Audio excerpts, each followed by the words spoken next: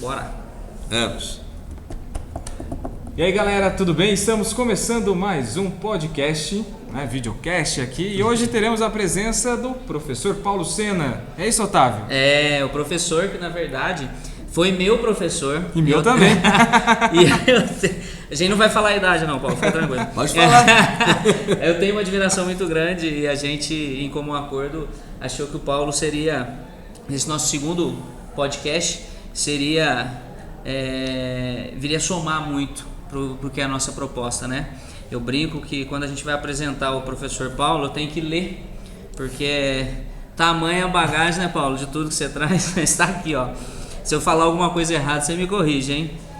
43 anos como professor, biólogo, pedagogo, mestrado em ecologia e também ciências ambiental, doutorado em ciências sociais, tem antropologia também, pós-doutorado em engenharia de produção, especialização em recursos humanos e gestão universitária. Errei alguma coisa? Faltou? Ah, bom. Tá bom. Chega. Eu fico olhando essas coisas e de repente falo, nossa, sabe tudo isso? Eu já fiz bastante coisa. Mas ainda tô fazendo outras, viu? Eu acho que ainda não dá pra parar ainda não. Verdade. Se eu parar, na realidade, eu acabo falando, bom, então eu vou pendurar chuteiras. Muito provavelmente, assim, né? Vai chegar um momento em que eu vou diminuir um pouco dessas minhas atividades e vou tratar de outras atividades, né? Então, mas eu acho que é bem isso mesmo. Até porque você vai falar assim, poxa, mas você fez um monte de coisa e tal. Olha, eu aprendi a fazer 3 coisas: ler, escrever e falar. Então, e uma das outras coisas é estudar. Então, é a famosa habilidade e competência. Exato, não tem jeito. Então é o que eu sei fazer, né? Eu vou parafrasear um amigo aqui, o meu primeiro orientador. Ele dizia, olha, o que eu sei fazer é isso, então deixa eu continuar fazendo. Né? Então, e vou aprendendo outras coisas. Otávio, já que ele contou um pouquinho, né, da parte acadêmica, né? E aí, Paulo, o que você gosta de fazer nas suas horas vagas? Fala um pouquinho. Quem é o Paulo? Quem é o Paulo aí, né? Fora da escola? Então, bom, fora da escola ele é marido, esposo, pai, filho. O que eu gosto de fazer, né, na realidade? Eu gosto de viajar. Eu gosto muito de viajar. E aí não precisa ser viagem longa, não. Eu acho que ultimamente estou gostando mais de viagens curtas, inclusive que eu posso fazer com carro. Eu gosto de dirigir. Eu não sou um expert em direção, mas eu gosto de dirigir. Quando eu estou dirigindo, parece que eu descanso. Então, às vezes a gente pega o final de semana, vamos para tal lugar. E a gente, então, eu e minha esposa, a gente sai. Meu filho já... Antes o filho, agora... agora não tem. O filho agora já é profissional, então ele tem que ter as atividades dele, né? Então a gente de vez em quando sai aqui, sai ali. A gente gosta muito de praia, não para ir à praia, mas o clima praiano, né? De vez em quando a gente sai também aí, vamos para Cunha, por exemplo, e passamos de sábado para domingo lá, por exemplo, e alguma coisa assim. O Paulo brinca que Cunha é um dos meus lugares preferidos, né? Eu falo que o pessoal de Cunha, eles são tão humildes que eles têm dinheiro e a gente não percebe. Eu brinco assim, a humildade das pessoas. É uma simplicidade que a gente vive às vezes numa realidade social onde a pessoa quer ostentar aquilo que não tem, né? Exatamente. E lá em Cunha você olha uma simplicidade, de repente tem não sei quantos alqueires de terra, não sei quantos cabeças de gado. E ele mesmo fusquinha dele, e ele mesmo não tem noção do que ele tem. Porque ele acha que o que ele tem está ali, é meu. É interessante porque em Cunha eu tenho muito ex-alunos, né? Então, esses dias até aqui no ETEC mesmo, eu estava na sala e uma aluna virou para mim, professor, o senhor foi professor do meu pai. Falei, bom, já não era a primeira vez, porque a outra já disse que eu trabalhei com a avó dela. Então falei, então tá, né? Aí eu falei, tá, mas quem é seu pai? Aí eu falei, é tal pessoa. Eu falei, não acredito, sério? De Cunha? Se eu lembro. Eu falei, claro que eu lembro, né? Até porque o nome dele, eu nunca tive um aluno com um nome igual ao dele, né? Aí eu falei, poxa, mas ele falou, não, a gente está morando agora em Campos Novos e tal. Falei, olha, faz uns 20 anos que eu perdi contato com ele. Passa meu celular para ele, por favor, tal, né? E aí eu passei, acho que 2 horas depois ele mandou uma mensagem e tal, falei, olha que coisa, e convidou para ir lá e tal, então isso é legal, entendeu? esse tipo de relação é legal. E um pouco a gente faz, sabe? Então, no meu dia a dia é um pouco isso. E a minha outra coisa eu sou ministro da Eucaristia, né? Então, essa é uma outra coisa que eu gosto de fazer também. Vou lá, levo a Eucaristia para os meus doentes e tal. E a gente senta, conversa, um pouco do horário que eu me dedico também a esse tipo de coisa. Limpeza espiritual que a gente precisa. Um pouco disso. A gente lida tanto com ciência e não pode deixar hora de você sentar, do... conversar. E a minha linha de pesquisa sempre foi um pouco de etnoecologia, né? Então, saber como é que as pessoas trabalham com os recursos naturais e transformam isso em algo que ele possa usar no dia a dia. E conversar com essas pessoas mais antigas, com essas pessoas, é muito bom. Experiência. Porque como é que você faz isso? Como é que você fez aquilo? Tal. Então parece que, de uma certa forma, eu estou descansando, mas ao mesmo tempo estou fazendo uma outra coisa, mas ao mesmo tempo também estou aprendendo. Acho que isso que é legal. Né? Uma das coisas que eu acho legal como professor é justamente isso. A gente consegue passar por várias linguagens, né? Porque a gente tem um público bem diferenciado. Jovens, adultos, mais velhos, e a gente consegue, eu acho que vai mantendo a gente atualizado, né? Eu vou parafrasear um outro amigo também, ele diz assim, né? Os nossos alunos sempre têm a mesma idade. É verdade. Que envelhece a gente. Né? Então, e assim, isso faz com que a gente acabe ficando com a idade deles, né? Eu posso talvez não gostar de tudo que eles gostam daquele momento histórico, mas eu tenho que criar uma situação para estar conversando com ele. Fica próximo. E aí, isso é muito legal porque você acaba criando uma condição para conversar com todo mundo, né? Não só com ele. Então é legal, eu gosto da ideia. Apesar de ser professor, não foi a minha primeira opção, né? Mas chegou um momento que eu achei que isso era importantíssimo para que eu pudesse desenvolver as outras atividades. Então, mas é bem isso. Então hoje o Paulo, na verdade assim, né? A gente já vem conversando. O Paulo é do nosso cotidiano aqui da ETEC, né? E você sabe que o nosso podcast chama Não Seja um Babaca, né? E ele é um proposital. É para que a nossa linha de conversa não tenha uma visão única. Para que a gente possa, através do conhecimento, transformar a nossa fala, as nossas defesas, né? Reforçar aquilo que a gente acredita, enfim. Buscar fazer uma pesquisa científica do conhecimento para a gente chegar a uma determinada conclusão. Então a gente precisa sair dessa linha, né? E eu acho que isso vem fortalecer muito. Eu sempre falo que o ensino público ele tem o melhor material humano, na minha concepção. A gente tem uma diversidade religiosa, social, de oportunidades, enfim, de todos os... Você concorda com isso, que o melhor da educação, da escolarização está no ensino público, ou você acha que está no ensino particular? Qual é a sua visão sobre isso? Eu trabalho hoje, mas eu sempre trabalhei. Eu estou aposentado da educação básica, né? E estou aqui com vocês também na educação básica. Então já trabalhei tanto na pública quanto na privada. Eu não sei se eu consigo separar o que se uma é melhor do que a outra. Acho que elas são complementares. Porque veja, muito do que eu faço aqui, por exemplo, foi uma experiência que eu tive, por exemplo, lá no privado. E uma série de coisas. Eu trabalhei com um programa de formação de professores, que é o PIBID, né, do CAPES, onde nós trabalhamos com os nossos alunos da licenciatura, onde eu coloco esses alunos dentro das escolas públicas, só pode ser escola pública. E ao mesmo tempo hoje eu trabalho com a residência pedagógica, que aí eu também coloco os meus alunos dentro de escola pública, né? Então é interessante porque as experiências que a gente está tendo na escola pública eu também levo para a escola privada e vice-versa. Então eu não sei se eu sou a melhor pessoa para dizer para você se aqui é melhor, se aquilo é pior. Acho que eu quero olhar isso como um contexto. Porque eu acho que assim, eu tenho esforços dos dois lados. Talvez um tenha mais dinheiro do que o outro. É lógico, é evidente que educação ela tem sempre o seu. Aí eu vou ter que ser Paulo Freireano, não vai ter jeito. Né? Tem uma intencionalidade política, tem que ter. Eu não consigo entender uma educação que não seja assim. E é claro que quando você entra no aspecto público, alguém fala assim, mas você então é de uma tendência política aqui, outra aqui. Eu acho que é isso que é legal também, porque você tem essas tendências se encontrando em algum lugar.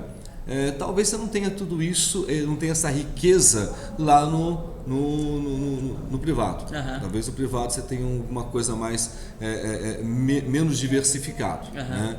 Mas eu entendo que os dois são complementares. É lógico que as dificuldades que eu tenho em uma não é só a mesma da outra, as oportunidades que eu tenho em uma não é a mesma da outra, mas eu acho que eu faço um pouco dessa bagunça, dessa mistura, né? Que eu acho que é legal, sabe? Sim. Então eu não posso dizer para você se um é melhor que o outro. Eu vou querer olhar isso como um todo. Para mim isso é bom, para mim isso é ferramenta. Tirar o que tem de bom em todos os lados. Né? E o que é de ruim também.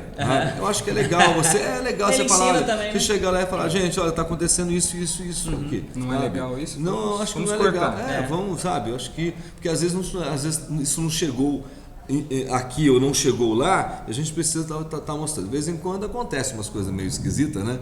E quando eu falo umas coisas na sala de aula, daqui a pouco vem pai brigar comigo. Eu falo, desculpa, gente, mas na hora da conversa que a gente está tendo ali, às vezes você tem que pegar o contexto da conversa. Então aquilo aconteceu daquele jeito, a gente trouxe a experiência, e a gente disse como é que resolveu ou não resolveu. Acho que passa um pouco por aí também, né? Então, eu acho que essa riqueza é legal. Acho que essa conversa é legal. Sim. Né? Então, até aproveitando que aqui na ETEC você tem uma componente curricular, né, voltado para iniciação científica, investigação científica. Qual a sua opinião a respeito da ciência hoje? Como que a gente pode trabalhar mais com esses alunos, trazendo eles para a educação básica, eles sendo pesquisadores, eles buscando resolver problemas, né? Sim. Então, eu trabalho com iniciação científica já há mais tempo do que institucionalmente falando, né? Mas institucional, a gente tem, por conta do Unifateia, a gente tem lá o programa de PIBIC, né? Que é o Programa Institucional de Bolsa para Iniciação Científica. A gente começou lá só com o pessoal da graduação, até que nós fomos um dos 5 do Brasil escolhidos pelo CAPES para que a gente pudesse então aplicar pela primeira vez o PIBIC-EM, né? Que era a iniciação científica para o ensino médio. E hoje somos poucos no Brasil ainda, né? Mas já existe aí a iniciação científica júnior, né? Então hoje você já tem isso até com uma nomenclatura e tal. Então a gente já vem trabalhando com isso há mais de 20 anos. Tá? E assim, talvez pela minha formação inicial, eu sou biólogo e por conta de ser biólogo, eu sou licenciado em ciências, sou licenciado em matemática, né, e sou licenciado em ciências biológicas. Tá? E ao mesmo tempo eu também fiz bacharelado em ciências biológicas, porque eu deixei a minha área química, né? Eu também sou tecnólogo em química. Eu deixei minha área química, eu deixei uma faculdade de medicina, né? Porque eu queria ser biólogo. Eu queria ser, na realidade, pesquisador. E aí eu me identifico muito com a área biológica. Então eu até costumo dizer que eu sou biólogo por opção e não por um acaso. Eu larguei as outras coisas para ser biólogo. E por conta disso, aí juntando as licenciaturas e os bacharelados, eu comecei mais com o bacharelado do que com a licenciatura. E aí, assim, eu senti a necessidade da licenciatura para que eu pudesse aprender melhor a fazer ciência. Isso é uma coisa interessante. Normalmente o pessoal que faz ciência detesta a sala de aula, né? Sala de aula para mim é um laboratório. É onde eu vou chegar, onde você quer. Sala de aula para mim é um laboratório. Eu vou para a sala de aula para experimentar, por exemplo, metodologias de ensino. Isso até gerou o meu pós-doc em engenharia, para discutir metodologias de ensino para engenharia. Mas aí, assim, trazer isso para... Então, essa experiência que a gente tem com ciência e trazer isso para a escola de educação básica, isso é fundamental, gente. Eu entendo isso como fundamental. Por quê? O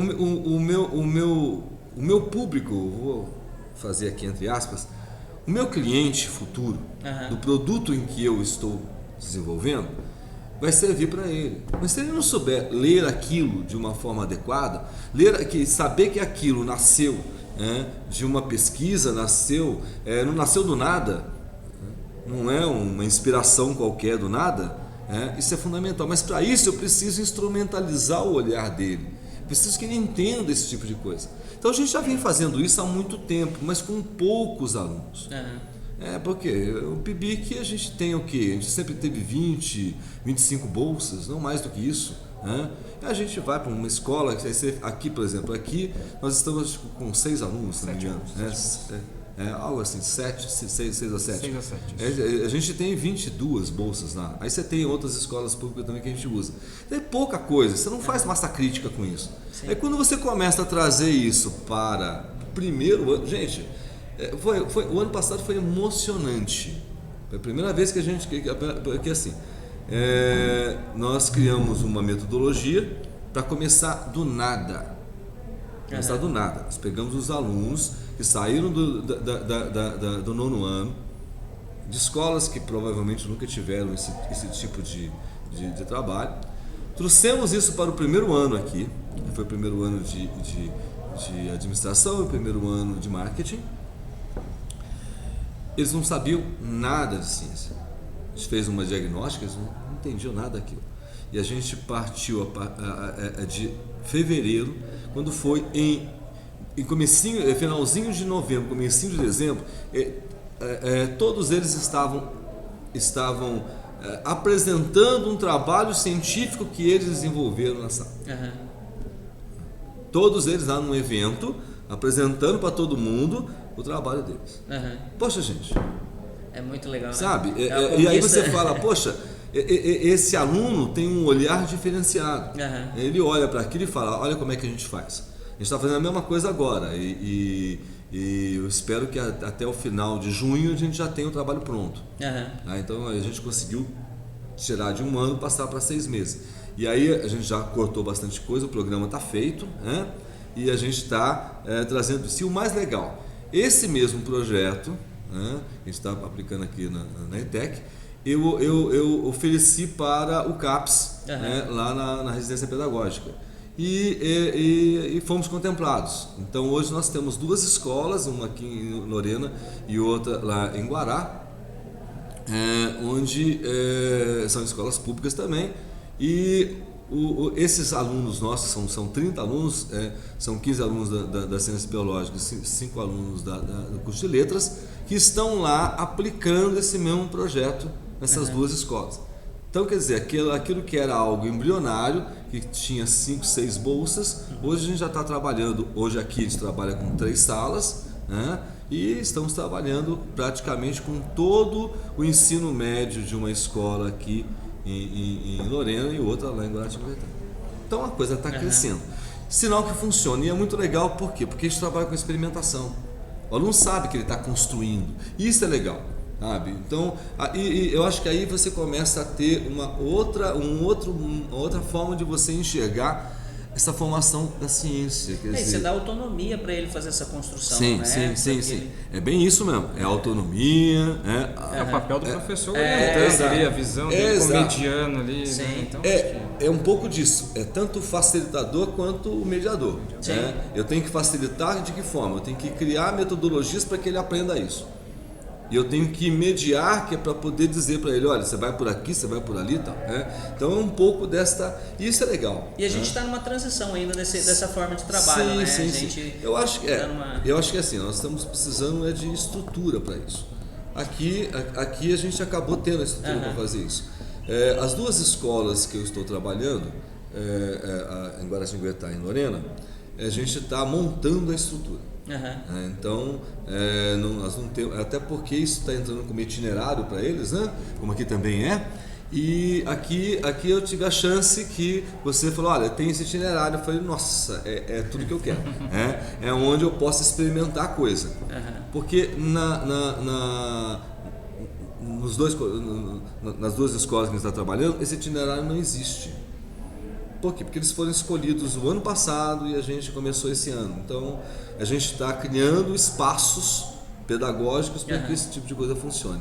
Mas olha, você muda bem a lógica do olhar. Entender, o aluno entender, né, que a partir de um problema, né, e de metodologias ali, eu vou conseguir lá na frente verificar. Né, E a trazer partir até hipóteses. de coisas que parecem ser mais simples, né? Igual o nosso podcast, quem direciona são os alunos. Eles vão fazer o briefing, Sim, fizeram a entrevista sim. com o Paulo, fizeram um levantamento, fizeram o nosso logotipo, fizeram esse desenho em sua homenagem. Eu queria que você explicasse pra gente o porquê do Pato Donald. Então, isso faz parte dessa unidade curricular, né, que é o laboratório de investigação científica. Uhum. Quando a gente está falando de ciência, primeiramente a gente vai falar dos tipos de conhecimento, que eu acho que isso é importante. A gente fala primeiro dos 5 tipos básicos, né? Então, a gente está falando lá do conhecimento filosófico, teológico, artístico, popular e o científico. Uhum. Depois a gente foca no científico, né? Até para ele entender que você tem várias maneiras de enxergar o mundo. E muitos deles são subsídios para que você possa entender a própria ciência. Então é daí que a ciência vai buscar lá no filosófico, vai lá no popular e assim por diante. Ele vem trazendo isso e a gente vai trabalhar cientificamente aqui. Aí quando eu entro na ciência, eu falo, bom gente, então a ciência tem uma das características da ciência é a sistematização dela. E aí a gente vai discutir um negócio que tem um nome bonito e grande, né? Que é o ciclo epistemológico da ciência. Né? Como é que é um ciclo do conhecimento científico. E aí ali a gente começa com referencial teórico, depois problema, hipótese, material e métodos, resultados. Aí a gente vai para a discussão, depois vai para a conclusão e aí o ciclo fecha e continua, né? Você vai aumentando. E aí um dos exemplos que eu dou para eles, bom gente, eu preciso trazer um exemplo para vocês enxergarem como é que é. Depois que eu explico tudo isso, vou dar um exemplo para vocês. Aí eu começo no referencial teórico e falo, todo mundo conhece o Walt Disney? Tá. Já ouviram falar em Pato Donald? Veja, eu estou resgatando um conhecimento que eles têm. Eu dou mais algumas informações sobre o Walt Disney e tal, aquela coisa toda para preparar tudo isso. Aí eu apresento para eles os 3 sobrinhos do Donald. E aí, tá, vocês lembram? Sim, Zezinho, o Guinho, o Zezinho e tal, é isso. Aí eu falo, gente, aí eu falo, vamos criar um problema aqui? Alguém já perguntou, alguém já chegou a se perguntar quem é a mãe dos 3 sobrinhos do Donald? Aí você cria um problema, tá vendo? Sim. E eu falo para eles, quem é que vai responder isso? O referencial teórico. Só que eu nunca tinha pensado nisso também. Disney vai ter que responder isso pra gente. E aí a gente então fala, olha, quem é que... Aí a gente vai para a hipótese. Olha, se eu for perguntar lá, eles vão falar para mim, olha, pode ser o irmão do Donald, ou a cunhada do Donald, ou sei lá, a gente também não sabe. Pode não saber. São hipóteses, Ou pode ser... pode ser que ninguém saiba, é uma das hipóteses. E eu falei, então, aí a gente vai fazer o quê? A gente vai tentar testar essa hipótese. Aí nós vamos para o material e métodos. Como é que a gente vai fazer? Vamos procurar informações sobre os gibis que traziam isso, né? E aí a gente vai, se precisar, a gente vai até a Disney para poder fazer um trabalho em loco, conversar e tal, né? E aí eu vou mostrando para eles o que já tem. E a gente descobriu no meio desse caminho uma árvore genealógica da família Pato. É legal, a família Pato. E aí a gente descobriu que tem 2, aí a gente vai buscando isso até que a gente chega num resultado ali. O primeiro gibizinho diz que é na realidade uma prima do Donald. E na árvore genealógica parece que é a irmã do Donald. Então ou os sobrinhos seriam primos dele, ou então seriam sobrinhos dele mesmo, né? Entendi. Essa é a discussão. E aí você chega lá em cima e fala, bom gente, nós chegamos a esse impasse, né? Que pode ser essas duas coisas, aí com isso a gente fecha o ciclo, né? Até que daqui a pouco você pergunta, tá, quem é o pai? Aí você começa de novo. Outro problema, Então, e aí a brincadeirinha do Pato Donald é exatamente isso, outra porque a gente criou uma situação para que acontecesse isso, né? E é lógico, isso foi uma aula preparada, a gente vai brincando com isso e tal, e você chega lá. Aí fica um pouco nessa brincadeirinha do Pato Donald. Já que você me deu a liberdade de brincar e problematizar, Paulo Freire ou Olavo de Carvalho? Para com isso. Para com isso. Para com isso. Aí não, aí você já pegou pesado, né? Ainda mais porque eu fui aluno de Paulo Freire. É, né? Por isso que eu fiz essa pergunta, que eu sei que você tem uma história.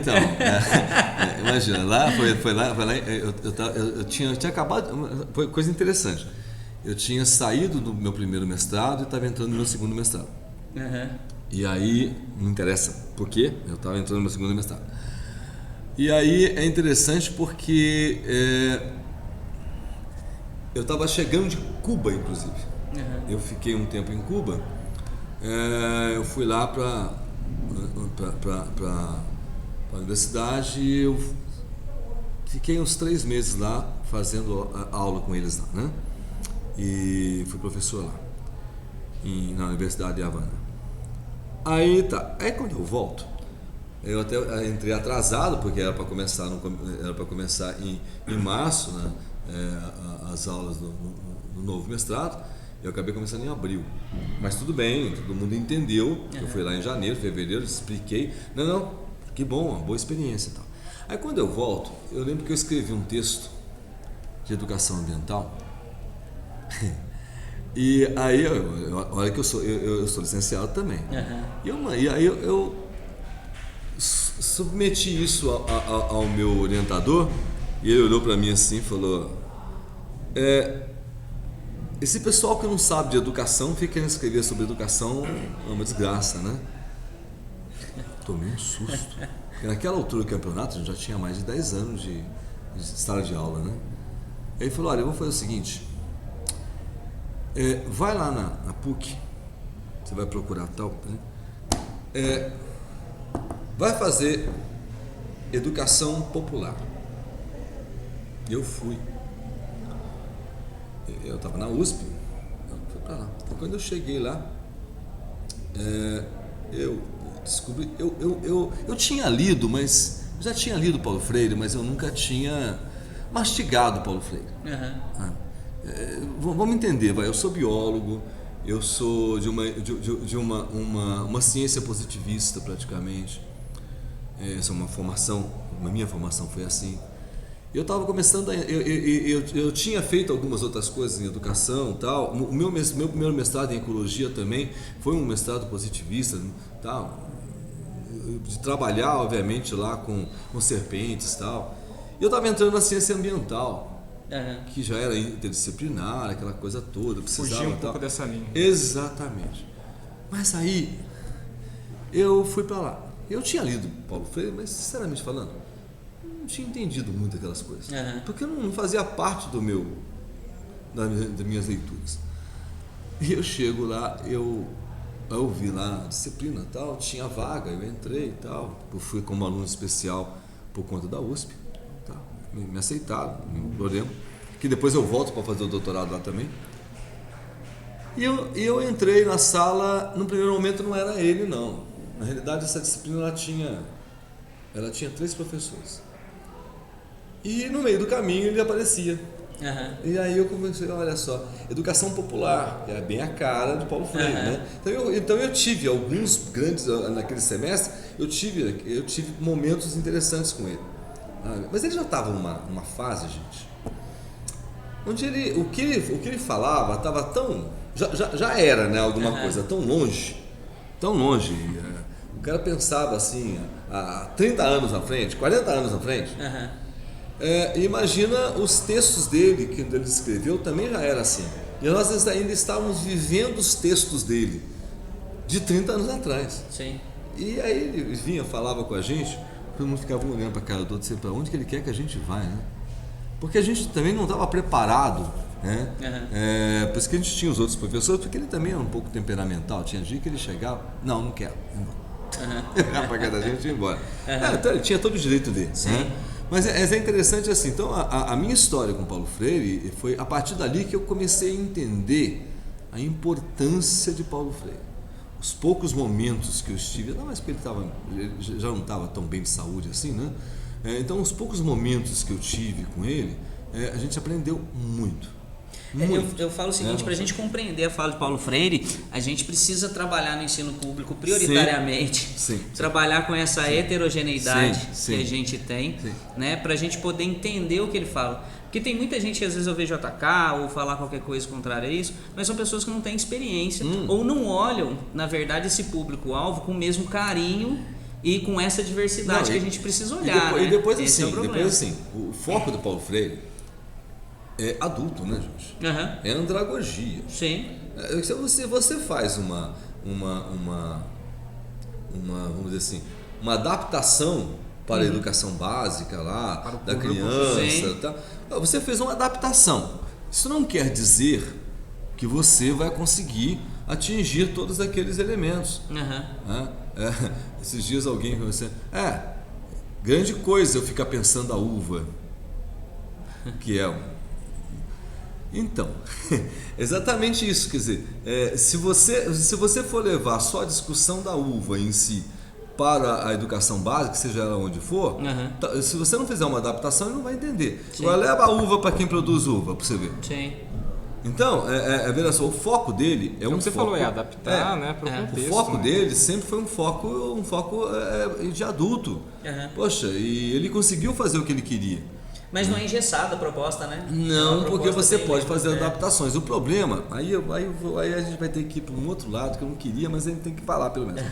É que você não tem, na realidade, professores ainda preparados na educação básica para trabalhar efetivamente Paulo Freire. E aí, o que acontece? Aí você tem um lá que trabalha bem e tem um outro lá que não trabalha, por exemplo. Ele nem leva para a sala de aula. E aí você fica com uma perna quebrada, né?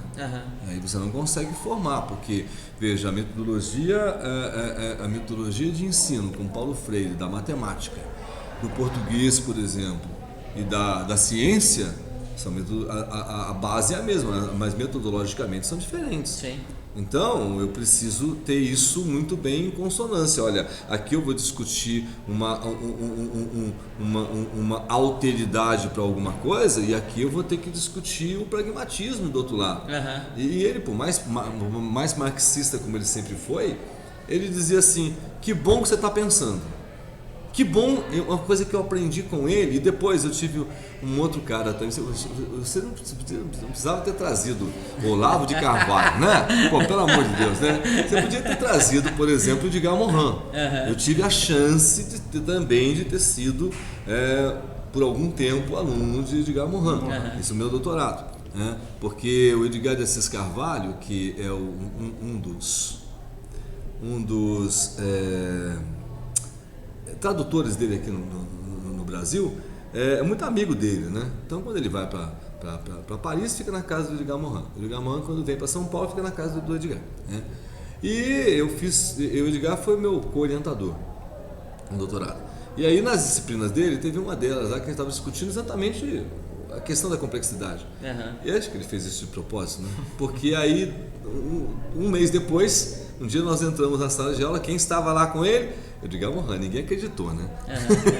Ninguém acreditou que a gente estava. A gente passou quase um mês com ele, depois ele voltou num outro momento também e tal. Então a gente teve assim essa possibilidade. E aí quando você olha Morin e você coloca do outro lado a experiência com Paulo Freire, que você fala, poxa, a importância do erro. Sabe? E é isso, e é interessante porque Morin fala da importância do erro, mas se você for lá em Freire também, ele vai falar, gente, como é importante errar, como é importante você enxergar o erro como um momento de aprendizagem, e não você ficar corrigindo por conta disso. Então, é um pouco disso, tá vendo? Se você vai querer pensar Paulo Freire para dentro de uma educação básica, a gente precisa pensar a educação básica toda. Não dá para você pensar de qualquer jeito. E não nesse erro vem aquilo que você falou até da ciência, né? As experimentações, sim, errar, claro, lógico. Faz parte. Sim, e olha, você errar a forma de falar, por exemplo, é fundamental, mesmo que você não seja científico, mas vamos lá, é da linguística, não estou dizendo que ela não seja científica, mas é da linguística do cotidiano. Como isso é importante, gente? Você trazer isso para cá, o que significa isso? Sabe? Então, como é que você está falando isso? E aí daí você criar exatamente as possibilidades de outras coisas acontecer. é fantástico. Né? O Então, erro é importante. Sim. Teve algum erro que você fala assim, que você cometeu e fala, putz, esse foi importante para que eu chegasse onde eu cheguei como pessoa? Pessoa. Nossa! Tem um erro, sim. Um erro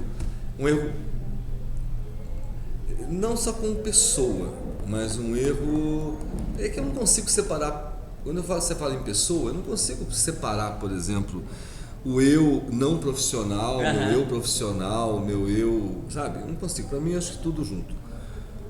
Vou colocar assim para você. Teve um erro que foi crucial, foi o dia que eu saí da minha biologia e fui parar nas ciências sociais. Esse foi um erro que me custa muito até hoje. Em que sentido, assim, você pode colocar pra gente? Posso. É assim. Hoje eu posso dizer para você. Hoje ele não. Eu corrigi esse erro. Mas é mais ou menos assim, tá? Eu sou biólogo. E aí eu tava lá trabalhando eu trabalhava lá com ecologia marinha, com meus bichinhos bonitinhos e tal, legalzinho. Aí eu fui trabalhar com serpente, com a minha cascavel, bonitinho e tal. Aí um belo dia eu fui trabalhar com um parque nacional, tudo bem, tava dentro da... Até que um dia alguém falou para mim, olha, tem as pessoas que vivem do lado do parque e que eles são marginalizados, tem problemas. E aí eu fui parar nas ciências sociais para entender isso. Fui fazer meu doutorado em ciências sociais e antropologia. Muito legal. Olha, meu pós-doutorado foi em engenharia de produção. Nossa, que legal. Ah, é? Tá. Vai fazer um concurso público, vai. Vai fazer um concurso para professor da universidade. Eu não posso fazer para sociologia ou antropologia porque eu não tenho curso básico. Eu não posso fazer na minha área, por exemplo, de biologia porque eu não tenho um doutorado na área de biologia. Olha o erro estratégico. Olha o erro de formação acadêmica, de formação profissional. Aí, mas você, todo o discurso que se faz na formação de um profissional, eu quero que você seja um interdisciplinar, que isso é muito bom, que isso é aquilo. Legal. Aí nisso eles querem é lindo. Aí o dia que você não tem, aí ninguém faz inclusão de você. Olha, eu sou transdisciplinar agora, não era isso que eles queriam? É isso. Eu passei em 3 concursos públicos. Eu consegui fazer, passei, só não fui. Não era um momento de ir e tal, aquela coisa toda. Mas eu sempre estou olhando para ver se tem alguma coisa. Eu não sei nem se eu quero fazer e eu quero ir. Eu não estou mais nessa fase, não. Mas é muito mais para ver como é que a história acontece. Agora você imagina que, por conta disso, uma formação que eu levaria, sei lá, 15 anos para fazer, eu estou levando 30 anos para fazer. Sim. Eu estou corrigindo isso. E isso, obviamente, impacta a minha vida enquanto pessoa. É claro que isso me faz me dedicar mais a certos trabalhos, me dedicar mais a certas leituras, a certos relacionamentos, me cercia de algumas outras coisas. Então, é claro, é evidente. Então, parece que é um erro só profissional, de repente, né, de uma carreira, mas que, na realidade, ele acaba tendo um impacto maior no dia a dia. Outro erro meu é ser viciado em trabalho.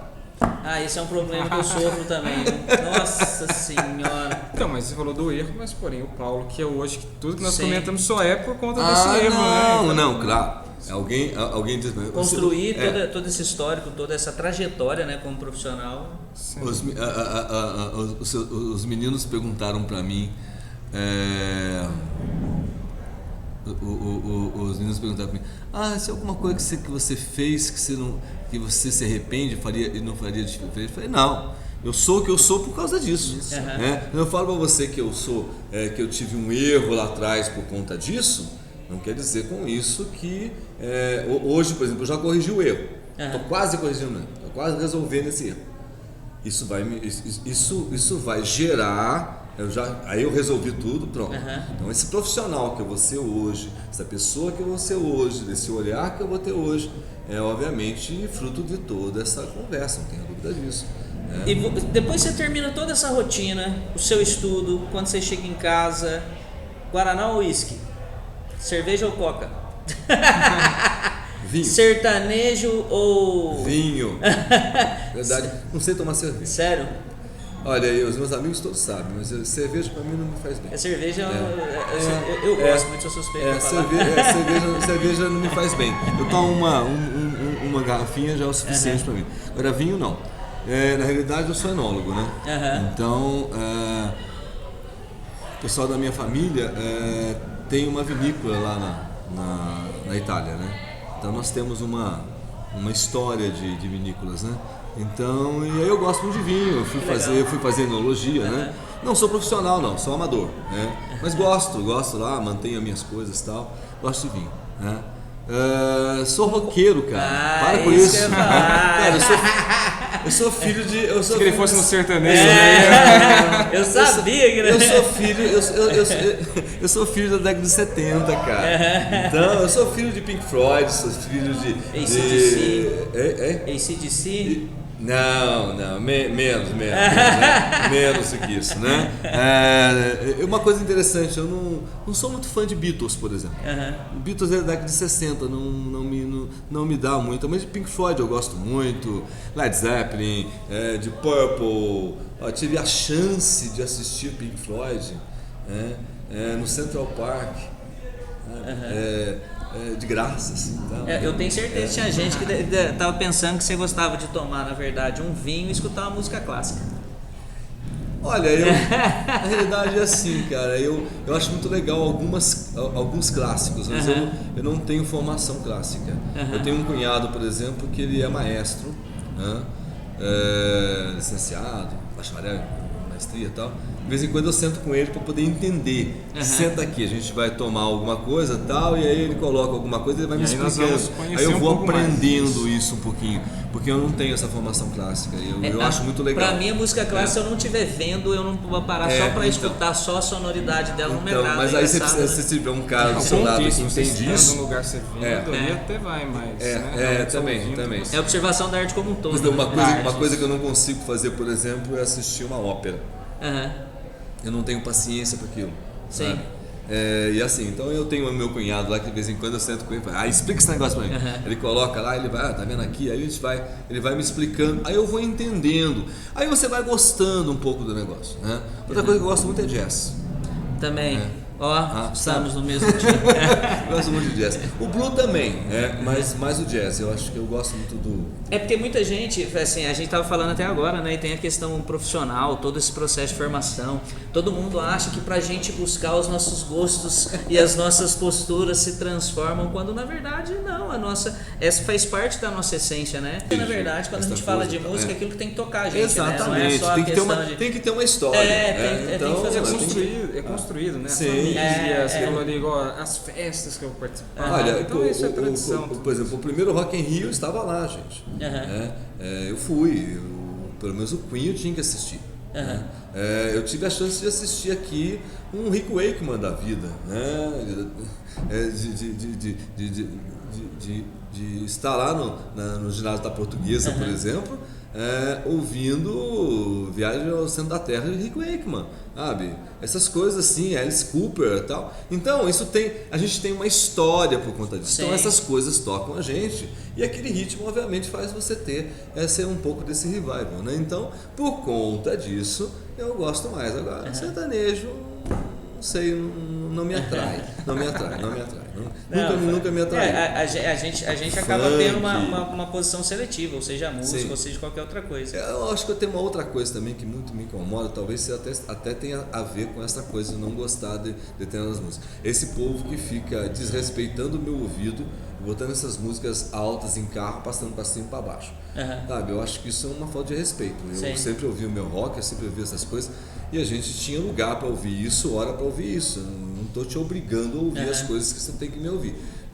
Então eu acho que também essas coisas acabam criando na minha estrutura vamos dizer assim, para pensar um grupo social, eu acho que a gente está ultrapassando limites. E aí acho que isso acaba deixando a gente meio agoniado. Talvez até seja um dos motivos para a gente não gostar de determinados ritmos. Talvez por conta disso. Social. Exatamente, é o que vem junto com ele, né? Mas, aí eu confesso para você, quando eu era jovem, eu tirei minha habilitação, a primeira coisa que eu fiz foi colocar um som no carro. Mas esse com certeza não Se olhar, você vê que é bem o perfil do Diego também.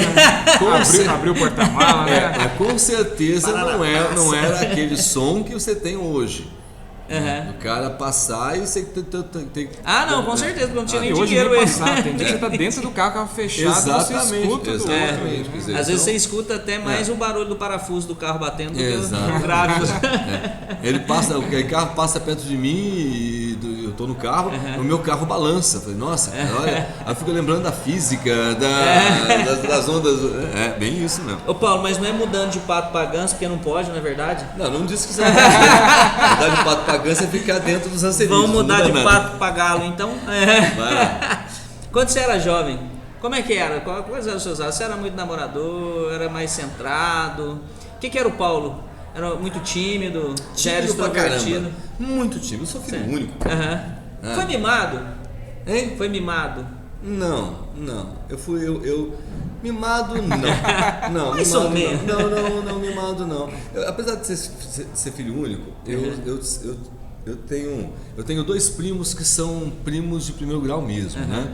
A mãe deles era irmã da minha mãe e o pai deles é irmão do meu pai. Então nós somos primos de primeiro grau mesmo, né? E aí, então, no final das contas, éramos 3. Então, eu nunca fui efetivamente filho único. Então, estavam sempre juntos. A gente está sempre junto e tal. Mas eu vivi numa época muito complicada, né, gente? Eu nasci em 1960. Quando eu entrei na escola, eu entrei em 66 e meio. 66 ali, eu entrei. Eu entrei logo na virada do golpe militar, né?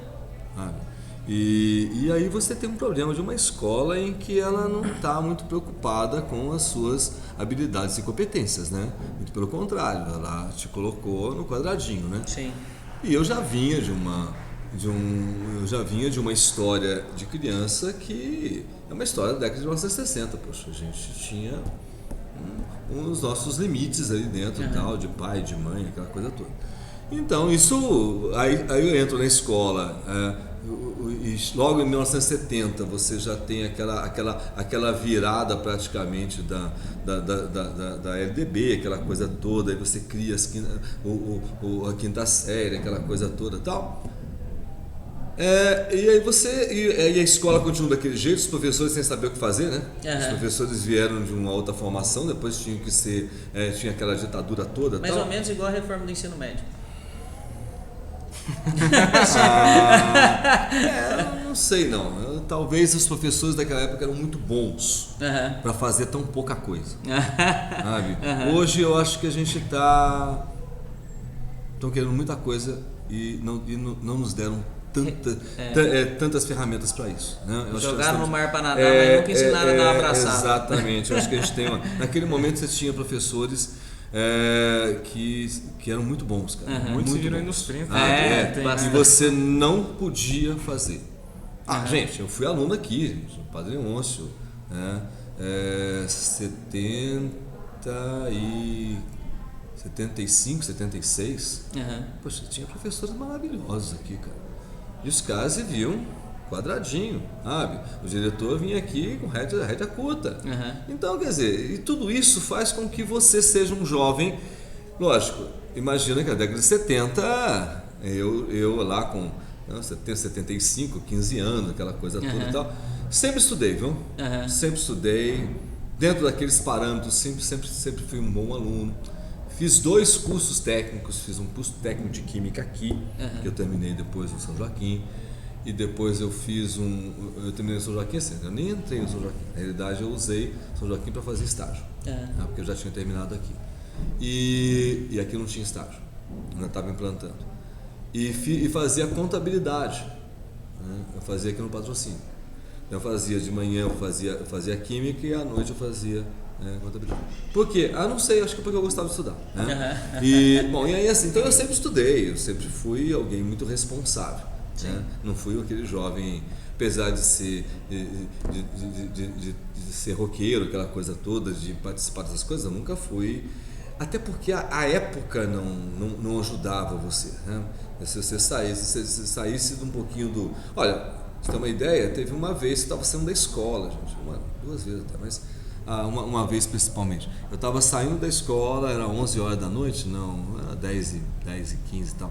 E eu então saía do patrocínio e eu ia para casa, eu morava ali perto, e eu estava com os amigos, eu nunca fazia isso. Nesse dia eu estava passando pela praça, porque eu ia passar na padaria para comprar pão para ir para casa. Eu estou fazendo meu lanche da noite. Eu entro na praça, um monte de camburão, e fechou a praça e levou todo mundo que estava lá. Eu fui um deles. Por minha sorte, eu frequentava a casa, um dos meus amigos era filho do comandante da época. Né? A gente tinha essa relação e tal. Né? Eu jogava basquete, né? Então a gente jogava basquete junto. E eu tô lá, daqui a pouco ele chega. O que você está fazendo aí? Então, né? Eu estava passando aqui e me pegar. Isso era 3 horas da manhã. Aí ele pegou, mandou me levar em casa. Imagina como é que estava a minha casa, né? Como é que estava meu pai, como é que estava minha mãe e eu que não cheguei. Então é um pouco, agora você imagina como é que era o ser jovem nessa época, né? A única vez que você deu preocupação para os seus pais foi quando a culpa não era sua. Isso é verdade. Eu nunca dei problema para meus pais, nunca dei. Eu acho que esse acúmulo de responsabilidade também é um pouco complicado. Né? Acho que você acaba criando, eu acho que até hoje isso com certeza me dá uma certa prudência que eu não gostaria, sabe? De repente eu gostaria de ser um pouco mais sem vergonha. É verdade. Isso me atrapalhou, gente. Me atrapalhou. Assim que eu saí da universidade, por exemplo, assim que eu saí do meu curso de biologia, eu fui direto para o mestrado. Né? Eu fui para a Unicamp e tal. Mas quando eu fui para a Unicamp, eu não consegui ficar lá por falta de bolsa, aquela coisa toda. E aí eu fui então para o Butantan, essa coisa toda. Mas esse período foi muito difícil para mim, porque a minha timidez era terrível. Eu sou tímido hoje. Né? Alguém fala, imagina, tímido. Olha, eu sou tímido, mas eu sou idiota. Sabe? E aí é uma coisa legal, porque, olha, eu já fiz teatro, gente. Então se eu tiver que vestir o meu personagem, é claro que eu vou vestir minha personagem e vou fazer, sabe? Quando eu fui trabalhar no Objetivo... Sou tímido, mas não sou um babaca, né? Boa. Muito bom. Boa. Quando eu fui... interessante que quando eu fui trabalhar no Objetivo, o Objetivo naquela época, isso em 1985, por aí, eles tinham um laboratório de formação de professores muito interessante. Então você, por exemplo, fazia os testes, se você interessava para eles, você passou no teste para professor, você não entrava na sala de aula. Você ia para o porão, vamos chamar, e lá você ia aprender a fazer lousa, você ia aprender impostação de voz, postura, você fazia teatro, sabe? Você, aquela época, os primeiros computadores começaram a aparecer em sala de aula, então a gente começava a trabalhar com o computador. Eu já tinha tido umas experiências com essa no meu curso de contabilidade. E lá eu tive processamento de dados, então eu trabalhava com deck de cartões, por exemplo, né? Quando eu cheguei lá, eu já tinha alguma coisa que eu conhecia, mas aí eu já estava trabalhando com fita cassete, já era outra coisa, né? Tal. Então, essas coisas todas a gente começou a aprender. Então, é lógico que com isso agregou muito na minha formação. Sim. Então, se eu tiver que estar aqui, por exemplo, falando com vocês, eu estou numa persona e pronto, acabou, entendeu? Não tenho essa dificuldade. Mas eu tive muita dificuldade de ter que sair de um lugar, de ter que conversar com pessoas, de tentar, e sabe, isso é uma terapia, gente. Agora, depois depois de 40 anos fazendo isso, você tem que... Né? Os alunos falam para mim que eu sou muito criterioso. Eu falo assim, professor, você é muito criterioso na hora das apresentações de trabalho. Mas não é nem questão de criterioso, é que eu sempre falo para eles. Eles falam, professor, eu não vou apresentar porque eu tenho vergonha. Eu falei, mas você está aqui para superar. Eu falo aquela questão do erro. Você tem 3 anos. Que você vai vai você aprender. É um processo. A gente vai construir isso. Erra aqui. Aqui é lugar de errar. Erra lá fora uma vez só. É bem isso que eu coloco para eles. E eu falo assim, ó, vamos construindo, vamos pegando seus medos, suas fraquezas e vamos rompendo isso aí. A primeira coisa que eu falo para eles na disciplina de laboratório exatamente é isso. Gente, final do ano todo mundo apresentando trabalho num evento, viu? Aquela criançada assim. Primeiro ano, né? Primeiro ano, né? Primeiro dia de aula, né? Já mostra para ele que aqui a gente vai estar apresentando. A gente vê a evolução no terceiro, depois a gente encontra esses alunos numa graduação, numa pós, isso, e vai tranquilamente, né? Mas é isso, gente. Eu acho que passa por isso agora. É claro, tudo isso tem uma história, né? Então, às vezes quando você fala assim para mim, você fala assim, não, tem que ler, não sei o que e tal. Olha, eu de uma certa forma me orgulho da minha formação, do que eu fiz. Sim. Até que se eu não me orgulhar, pô, meu Deus, eu fiz por quê? É lógico, evidente. Eu me orgulho das coisas que eu faço. Né? Mas eu vou falar uma coisa assim que às vezes eu tenho meio receio de falar por conta de outros colegas. Mas assim, gente, eu estou esse ano de 84, de 2024, vou fazer 40 anos de formado. Eu estou contando os 43 anos de sala de aula desde o meu primeiro ano de faculdade. Apesar de que quando eu era tecnólogo em química e trabalhava na indústria, eu fazia formação do pessoal também lá dentro. Então, não estou contando isso, estou contando em algo mais escola. Então, aí eu falo assim, gente, 40 anos eu não fiz nada. Sabe, isso me incomoda. Então, não sei o que, seu currículo é isso aqui.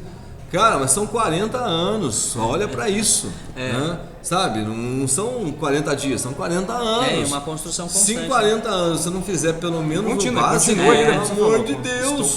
E ainda mais quem trabalha com educação, né? Se exatamente, a gente parou total, não tem como. A formação é constante. É que aí o pessoal vem falando, fala, gente, desculpa, mas olha a minha idade, olha o que eu tive que fazer. E outra coisa, eu sou de uma época em que hoje em dia, se você fazer um mestrado, você atravessa a rua e faz. Eu tenho um mestrado aqui para quem quiser, ó, aqui do lado. É interdisciplinar, bonitinho e tal. Quem quiser. Quando eu fui tentar fazer faculdade, gente, imagina, eu passei na USP, passei na Unesp em Rio Claro e passei em Taubaté. E o outro em São Paulo, na USP. Para onde que eu fui? Eu fui para a Unital. Estamos falando em 1980. Por que eu fui para a Unital? Pô, você não foi para a Unesp e tal, não sei o quê. Bom, não estou dizendo que a Unital seja pior do que eles. Não, porque estava no mesmo nível. Mas a discussão era assim, eu passei em 2 públicas que eu não pagava. E passei numa pública que pagava. Uma autarquia pública. E eu fui para. Por que eu fui para Taubaté? Era mais barato. Eu ia todo dia para Taubaté. Eu ia todo dia para Taubaté e voltar, do que eu ter que morar em São Paulo ou morar em Rio Claro. Os meus pais nunca foram ricos, a gente nunca foi rico. Sabe? As pessoas falam assim, vou fazer universidade pública. Vai, você tem dinheiro para você se manter lá? É a questão. Então começa por aí. Você tem a faculdade ou você tem todos os exatamente, Então não tem muito acordo. Agora, se você parar para pensar, por exemplo, quando eu fui fazer mestrado, que eu fui para a Unicamp, eu consegui passar na Unicamp, eram 7 vagas, gente. Eu consegui passar, que legal. Eu era o único de uma universidade teoricamente não pública, meio que pública privada, né? Que passou no lugar desse. E aí, o que acontece? Eu cheguei lá e passei, estava lá dentro. Eu não pude ficar, por quê? Porque a Unicamp exigia naquele momento que a gente ficasse 40 horas semanais lá. Só que não tinha bolsa. Nós estávamos esperando a bolsa. Você tem uma ideia? Dos 7 que entraram, 5 saíram. Quando eu fui fazer faculdade também, a opção foi a particular, porque primeiro que eu já era pai, eu tinha um filho pequeno quando eu fui fazer minha faculdade. Sim. Né? E vi na faculdade a opção de dar um futuro melhor para ele. E a questão que para ir para uma universidade pública não era viável pela distância e pela relação econômica. Sim. Eu teria que largar o Sim. E aí eu Sim, falei, não. é bem isso mesmo. Então, aqui, a gente, olha só, e é interessante por conta disso. Então, quando eu fui fazer mestrado, doutorado, eu tive que ir para São Paulo. Então não tinha jeito. Olha, o meu mestrado eu fiz o tempo todo. O meu primeiro mestrado eu fiz de ônibus. E eu tive que passar tempos em São Paulo, porque não tinha outro jeito e tal. O meu segundo mestrado, eu ia de carro, gente, porque na USP você não tem um horário, sabe? Era uma aula de manhã na segunda-feira e uma aula no final da tarde da terça.